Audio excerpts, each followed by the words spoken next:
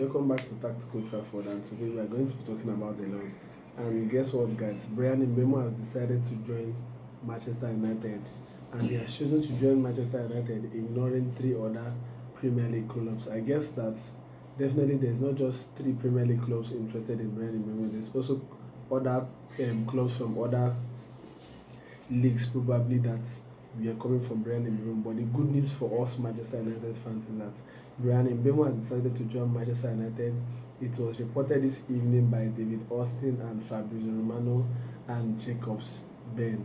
So this is the case for Bryan Mbeumo, and today we are not just going to be talking about Bryan Mbeumo. We are going to be talking about the links. We are going to be talking about Bryan Mbeumo, André Onana, Pedro Gonçalves, Bruno Fernandes, and Mitrović from Hojlund'S. So let's go over to the Bryan Mbeumo situation. We all know that we have been going for Bryan Mbeumo for some time. Ruben Amorim has been speaking to him. From the reports today, they said that Ruben Amorim has been speaking to Bryan Mbeumo since probably May.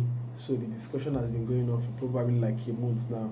So the deal has been actually giving a heads up, given the fact that he has decided to join Manchester United. That's the most important thing. Bryan Mbeumo has decided to join Manchester United, and as promised, I'm going to make a video concerning Bryan Mbeumo, his characteristics, what is going to give to Manchester United, what are the potential positions that he can be able to play in Manchester United.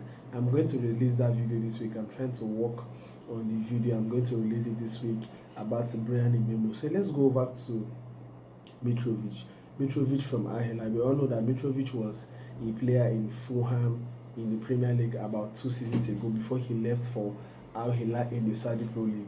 So Mitrović actually, I don't think he's a bad striker. I don't think Mitrović is actually a bad player all around. He's good with his head. He can score with his legs.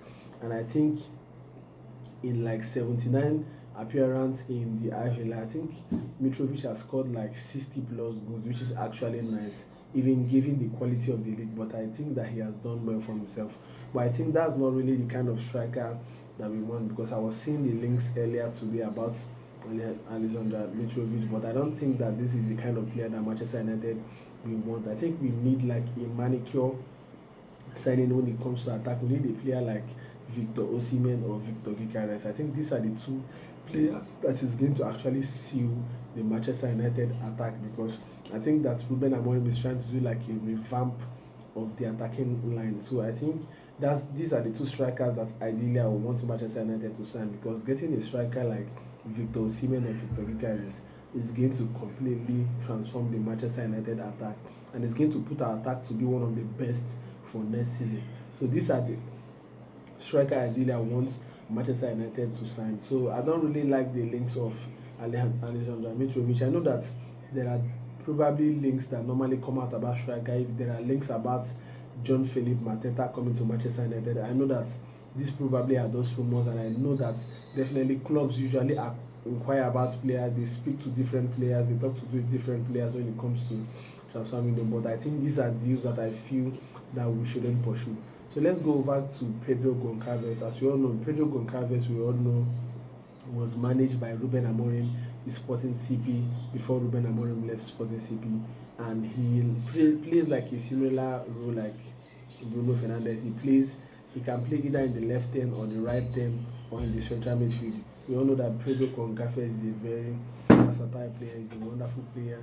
But I heard some talks about him being injury prone, and there are probably a lot of links about Pedro Gonçalves being injury prone and he might not be able to fit in the Premier League. But I don't think that might be the case, and I don't think, honestly, if Pedro Gonçalves is the player that Ruben Amorim chooses to buy, I'm not really going to oppose it, because definitely we are just fans and we are just YouTubers that try to give our thoughts. We are not really part of the hierarchy of Manchester United. They are going to probably do what is right for the club. But I think that Pedro Gonçalves is going to be a really nice player for Manchester United. I don't know really about his injury record. I'm going to check that up, and I'm going to give you guys everything I know about Pedro Gonçalves. But there has been links, and also there's been links about him having a release clause of £67 million that is going to be a stumbling block, and Sporting Lisbon are not ready to lose it. And I think that if we get a player like Victor Goncalves from Sporting Lisbon, I don't think they'll be able to sell Pedro Gonçalves for us. Even if they are going to sell, it's going to be like the Anthony situation whereby we bought Martinez and Anthony in the same season. They are going to like put inflated prices on the players, so it's not really going to be nice for us to go for Pedro Goncalves given the price tag. But I think bar the price tag, he's a really wonderful player that I know that Manchester United should be looking at. So let's go over to the André Onana situation. There was a report from the Mail Sport that André Onana is also definitely going to be leaving Manchester United this summer. So let's keep an eye on that. And Fabrizio Romano also reported that Inter Milan are speaking to the camps of Rasmus Højlund. So Rasmus Højlund, just like I reported yesterday, can be also on the run. He can be one of the players that is going to leave Manchester United. As you all know, Ruben Amorim is keen to bring in his own striker. Zexi is going to be like the backup striker, and he's going to be like a backup to either of the 10s in case of injuries. So I don't see a place for Rasmus Højlund for Manchester United next season. And there are also reports coming out that saying that he's told his entourage that he wants to stay. But I don't think it's going to be the case, because probably he doesn't have any space in Manchester United. He might not be given that opportunity in Manchester United. So I think he's going to really be on the move as well to either Inter Milan or any other Serie A teams. So this is what I have for this video, guys, and I'm going to make sure I update you guys on every transfer news. And if you find this video very interesting, I want you guys to like, share and subscribe, and give me your thoughts about Manchester United transfer window. This is just the third day of the transfer window, and Manchester United are already making moves on 2 players, and they're also going to make numerous moves on various players in this transfer window. So see you guys in my next video.